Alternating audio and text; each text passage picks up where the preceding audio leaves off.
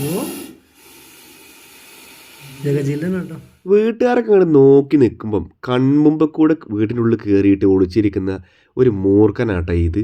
കണ്ടോ അതിനെ തെരഞ്ഞു പിടിക്കുക നമ്മളെ സുഹൃത്ത് വയനാട്. അതിനെ കാണുന്നില്ല, അവസാനം കണ്ടെത്തിയിട്ടാ. കണ്ടോ ആ ചുമരിനോട് ചേർത്ത് നിൽക്കുന്ന അലമാര ഉണ്ടല്ലോ, അതിൻ്റെ സൈഡിൽ കണ്ടില്ലേ ഇങ്ങനെ പതിഞ്ഞ് നിൽക്കുകയാണ് ഈ മൂർഖൻ. ഇത് എങ്ങനെ ഇവിടെ കയറി വന്ന് വേറെ എന്തെങ്കിലും മൃഗത്തിനെ കണ്ട് പേടിച്ചു വന്നതെന്ന് അറിയില്ല കേട്ടോ.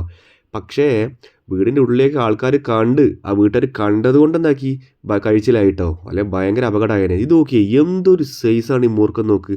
ഇതിന് എന്തൊരു വിഷം ഉണ്ടാവും, എന്തൊരു തടിയാ നോക്കി ഈ മൂർഖന്.